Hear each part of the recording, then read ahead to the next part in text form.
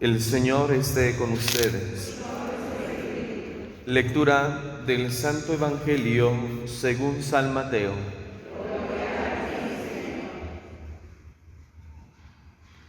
En aquel tiempo Jesús dijo a los escribas y fariseos: «Ay de ustedes, escribas y fariseos hipócritas, porque les cierran a los hombres el reino de los cielos. Ni entran ustedes, ni dejan pasar a los que quieren entrar. Ay de ustedes, escribas y fariseos hipócritas, que recorren mar y tierra para ganar un adepto, y cuando lo consiguen, lo hacen todavía más digno de condenación que ustedes mismos. Ay de ustedes, guías ciegos, que enseñan que jurar por el templo no obliga, pero que jurar por el oro del templo sí obliga. Insensatos y ciegos, ¿qué es más importante, el oro o el templo que santifica al oro? También enseñan ustedes que jurar por el altar no obliga, pero que jurar por la ofrenda que está sobre él sí obliga. Ciegos, ¿qué es más importante, la ofrenda o el altar que santifica la ofrenda? Quien jura pues por el altar, jura por él y por todo lo que está sobre él. Quien jura por el templo, jura por él y por aquel que lo habita. Y quien jura por el cielo, jura por el trono de Dios y por aquel que está sentado en él». Palabra del Señor.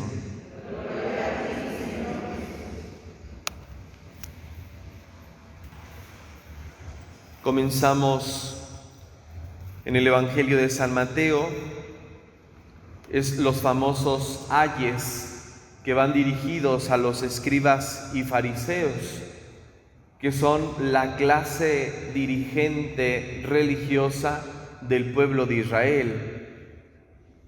Recordemos que el pueblo de Israel, sobre todo los escribas, son los encargados de interpretar la ley, de traducir la ley, de enseñar la ley a todo judío. El escriba interpreta y enseña la ley, y el fariseo es como el ejemplo que se tiene que seguir. El fariseo es aquel cumplidor incansable de la ley, y el fariseo es escrupuloso en el cumplimiento de la ley. Sin embargo, la ley que Dios ha dado a Moisés ha sido interpretada, y de ella el pueblo de Israel, los escribas, han sacado una serie de lineamientos. Ese es el contexto para entender los ayes. Los ayes vienen a ser sentencias, y en el Evangelio de Mateo, en el lugar en el que se encuentran, viene a ser como el último llamado por parte de Jesús para que los escribas y fariseos se conviertan, reconozcan que Jesucristo es el Mesías esperado, el Mesías que han anunciado las Sagradas Escrituras, y lo acepten, porque inmediatamente después de estos ayes vendrán los relatos de la pasión de Jesús. Entonces, en el contexto del Evangelio de Mateo, los ayes vienen a ser el último llamado por parte de Jesús para la conversión, y sobre todo para aquellos que no lo han aceptado del todo. Para nosotros, entonces, escuchar este texto, estos primeros ayes, son 7, hoy escuchamos 3. Estos ayes vienen a ser también para nosotros un llamado a la conversión, un llamado para que abramos de veras nuestro corazón a Cristo y a su palabra, y lo aceptemos de verdad, no a medias. Recordemos el Evangelio de ayer, las lecturas de ayer, que son una invitación para decidirnos por Dios, decidirnos de una forma determinante, o es sí por Dios o es no contra Dios. El primero de los ayes nos hace mención de que los escribas y los fariseos cierran las puertas del reino de Dios, es decir, no permiten que todos accedan al reino de Dios.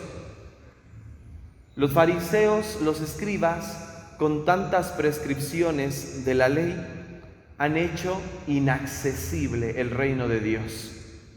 ¿Quién va a poder acceder al reino de Dios con tantas leyes, con tantas normas? ¿Quién? Y es a lo que Jesús se está refiriendo, porque con tantas normas, con tantas leyes, es imposible que alguien pueda acceder al reino de Dios. Y por eso Jesús les dice: hay de ustedes, escribas y fariseos hipócritas, que han cerrado a los hombres el acceso al reino de los cielos. Ni ustedes entran porque no las cumplen, porque es imposible cumplir tantas normas, tantas leyes que ustedes mismos han puesto. Ni ustedes las cumplen y por eso no entran, pero tampoco dejan pasar a los otros. Y en esto, queridos hermanos, encontramos para nosotros la primera llamada a la conversión, el primer llamado para decidirnos por Dios. El primer llamado para decidirnos por Dios es darnos cuenta, en primer lugar, que Dios, que el cielo, que su reino está hecho para todos, no para algunos, sino para todos. Todos estamos llamados a entrar en comunión con Dios. Todos estamos llamados a ganar el cielo que Dios nos ha prometido. El reino de Dios, como lo dirá San Mateo en capítulos más adelante, el reino de Dios que ha sido preparado para nosotros desde la creación del mundo. El reino de Dios no es exclusivo de unos cuantos, sino es para todos. Y si es para todos, por lo tanto, todos estamos llamados, primero, a abrazar a Jesús, que es por el cual nosotros vamos a adquirir la gracia de la salvación. Por la muerte de Jesús, nosotros hemos adquirido la oportunidad de entrar en ese reino.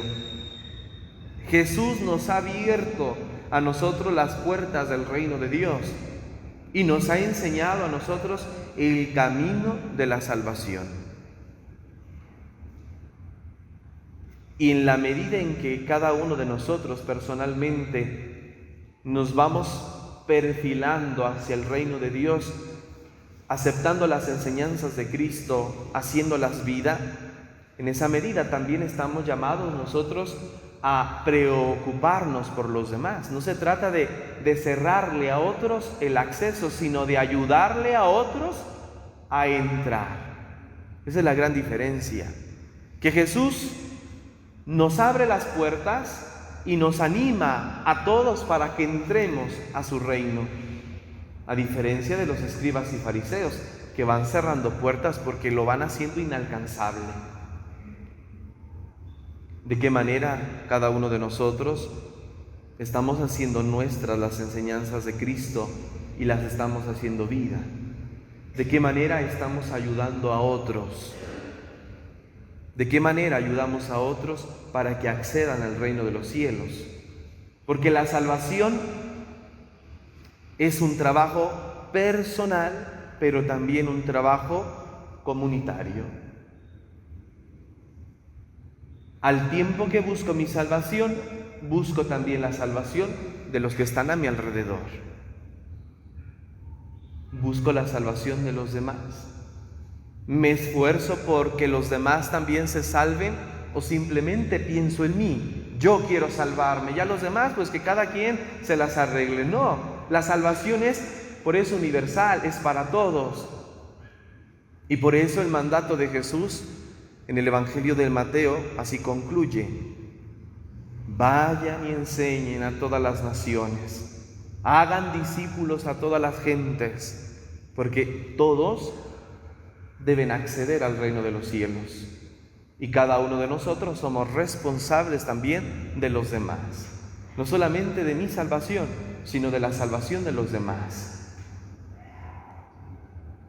Podremos decir que es evidente que cada uno trabaja por su salvación, podemos decirlo, pero trabajamos también por la salvación de los demás. ¿Nos preocupan los demás? Me preocupa que los demás no se salven, me preocupa que los demás no accedan al reino de Dios. La preocupación de Jesús es siempre fuerte para que también los escribas y fariseos que tienen una mentalidad cerrada también lleguen al reino de los cielos. Y por eso utiliza Jesús este último recurso. ¡Ay de ustedes! Son sentencias directas, contundentes, para hacer pensar a los escribas y fariseos, porque también el reino de los cielos es para ellos. Y el Señor quiere rescatarlos a ellos también. ¿Trabajamos para que los demás se salven? ¿Qué acciones concretas estamos haciendo para salvar a los demás? No pensemos ahora en nosotros, porque es evidente que de alguna manera cada quien personalmente está trabajando por salvarse. Pero pensemos en los demás. ¿Qué estás haciendo, sobre todo en tu casa, en tu familia, para que tu esposo, tu esposa se salve, para que tu hijo, tu hija se salve, para que tu padre o tu madre se salven, para que tus compañeros de trabajo se salven, para que tu jefe o tu jefa se salven? ¿Qué estamos haciendo para que los demás se salven? Segundo, la segunda sentencia que Jesús dirige a los escribas y fariseos dice así: ¡ay de ustedes, escribas y fariseos hipócritas, que recorren mar y tierra para ganar un adepto, y cuando lo consiguen lo hacen todavía más digno de condenación que ustedes mismos! Los judíos viajaban al lugar que se conoce como la diáspora, que eran comunidades judías que estaban fuera del territorio judío, que estaban fuera de los límites del pueblo de Israel, y salían porque había judíos en la diáspora, es decir, en lugares lejanos, y los escribas y fariseos viajaban hasta allá, salían hasta allá para acompañar, para convencer a los judíos y sobre todo darles toda la ley, todas esas prescripciones que no eran otra cosa sino una forma muy humana de vivir y no una forma como Dios pedía. Y por eso les dice Jesús: recorren mar y tierra, es decir, se esfuerzan mucho, pero se esfuerzan para hacer dignos de condenación a otras personas, porque lo que ustedes están pidiendo para los demás no es lo que Dios quiere. Los están apartando de la ley divina, los están apartando de Dios. En lugar de hacer un trabajo de acercamiento, de atracción, los están apartando. La palabra original que se utiliza en el griego original en este texto, de hecho ya aquí en el español ya no aparece, pero la palabra es, bueno, aquí lo ponen para ganar un adepto, pero en el griego original se utiliza la palabra traducida para nosotros en el español de proselitismo.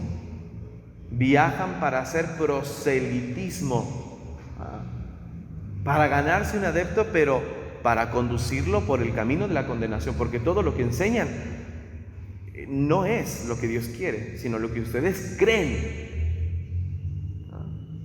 Y en nuestro caso, para nosotros, queridos hermanos, si nuestra preocupación primera es también la salvación de los demás, tenemos que enseñarles lo que Dios pide, lo que Dios quiere, no lo que yo pienso, no lo que yo creo, ni tampoco lo que yo vivo.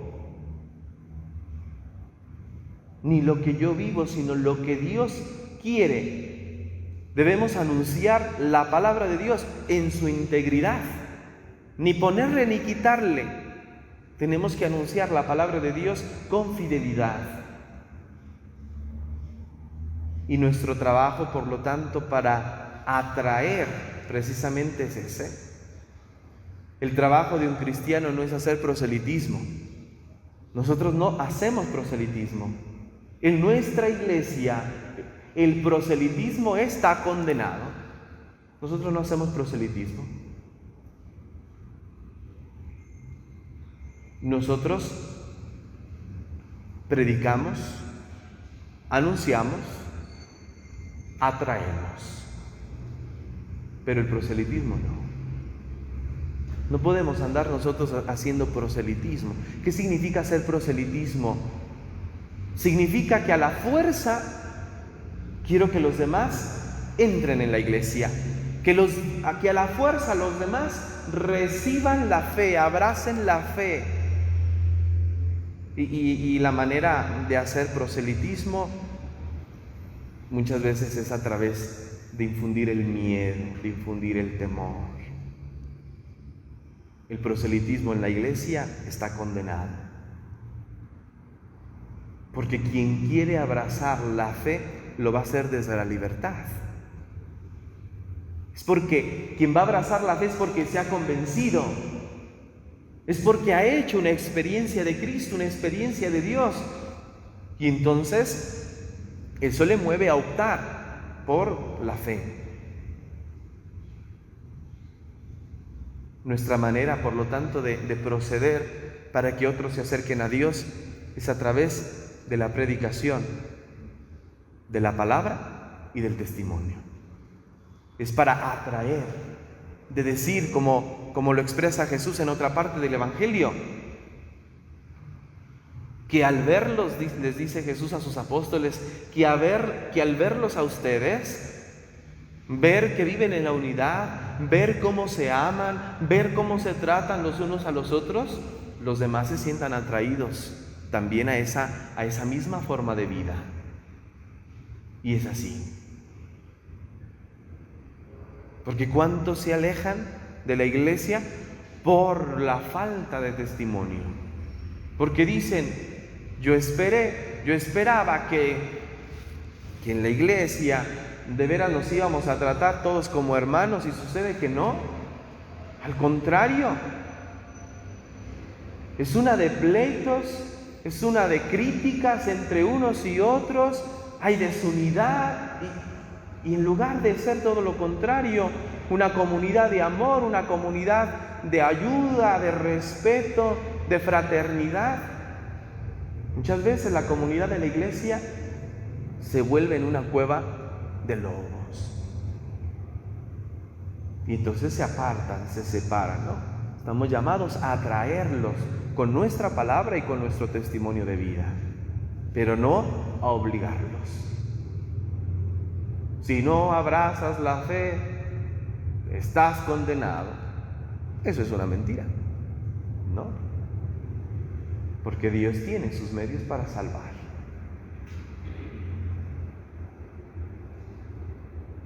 Entonces es necesario que nosotros trabajemos para que los demás se salven, pero con el método de la atracción, atrayendo a los demás. Que de veras nuestra forma de vivir la vida cristiana sea tan auténtica que los demás digan, yo quiero ser así. Yo quiero ser como esa persona. Me atrae su forma de vivir.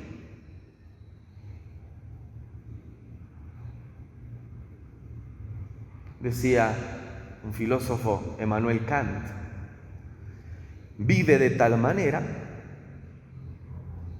que tu forma de vivir se convierta en una norma de conducta para los demás.